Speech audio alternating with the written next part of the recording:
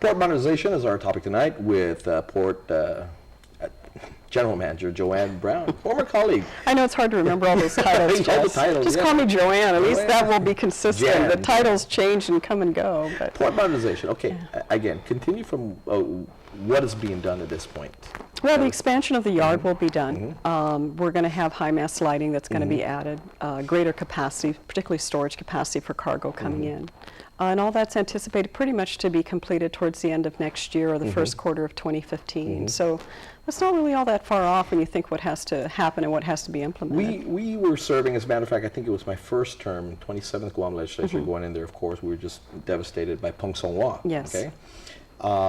One of the main things that happened down the port, of course, is that fire. Yes, that fire, yeah.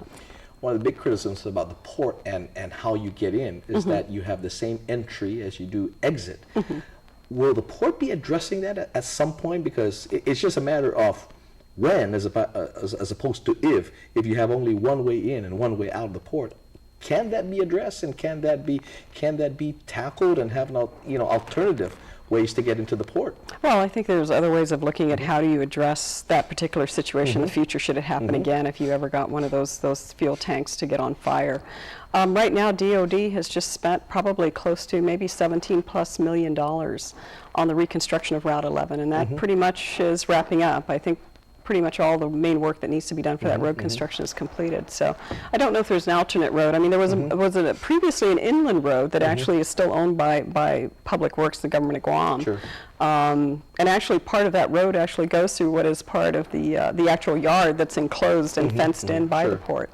That may be looked at, but I think there are alternate ways to do it. I don't think it's just a question of having an entry, 2 or 3 exits that's going to address absolutely. it. I'm just thinking because it kind of held up some things, and we were lucky that what happened was what happened. Well, the container yard is totally on the opposite side of where all those tanks are, and that's where the expansion is actually happening. So when you're coming into the port, to your immediate left is where you're going to see the expansion of the container yard.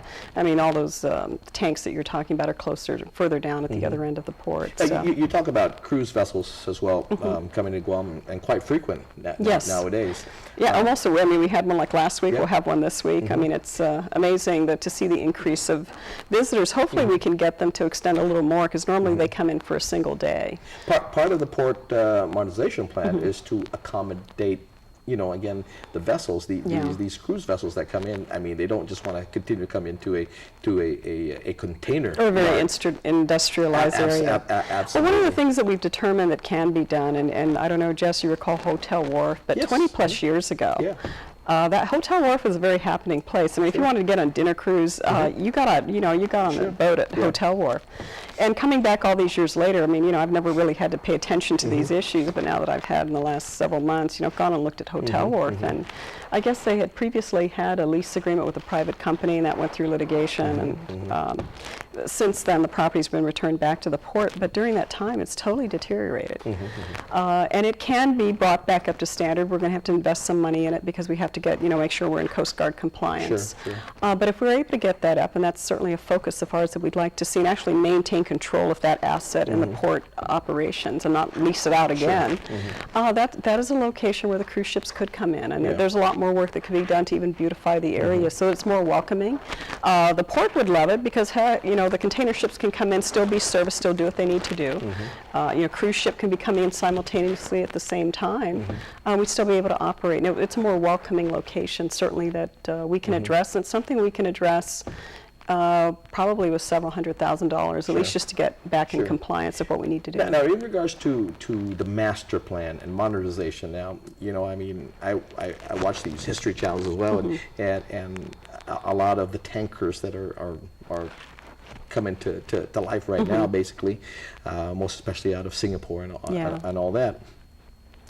Now, in regards to natural growth versus growth that may be, if we ever have a military buildup again down the line, Are there anticipations of maybe larger container ships coming to Guam, and can we accommodate like the superliners? Well, it's very possible. I mean, I don't think we're going to get any more port frontage in terms of actual space in the immediate future in terms of the port modernization, because what was the original plan, and there were some really grand plans in the original port modernization. But with these changes, we've called it like a reset process now, because, I mean, we can only grow according to the resources and funding that's available, and we've had to sort of scale down that overall plan in order to accommodate where we're at right now, the realities of where we're at right now. I mean, we all want a lot of things, but you know, if you don't have the funding available to do it, that's not going to be possible. It's not a responsible thing to even look at doing. So while those things are desirable down the road, and there probably is definitely going to be a need to expand that actual wharf space, it's going to take time and an awful lot of money to do that. Well, I know. I mean, you know, when the airport was built out, I mean, the airport definitely at this point is still underutilized, you know, and so the fact now is the runway's trying to catch up at this point. So the extension of the runway for that.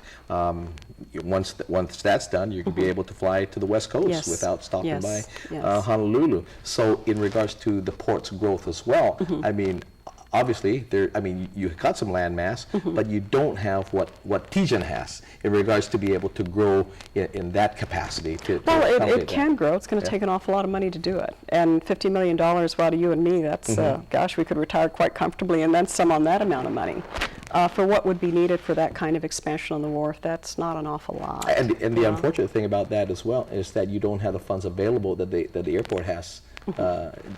That's very true. That's very true. And the thing we're fortunate about, again, that was money put aside. I mean, $50 million with Maritime Administration. A lot of the port upgrades that you're seeing that are being done are actually done through federal grants right now. So it's not existing revenue that's coming into the port that are paying for that. Of course, you know, through the PUC, we're able to get the surcharge there to pay for be able to purchase the cranes, be able to pay for the cranes over a period of time, pay for the maintenance.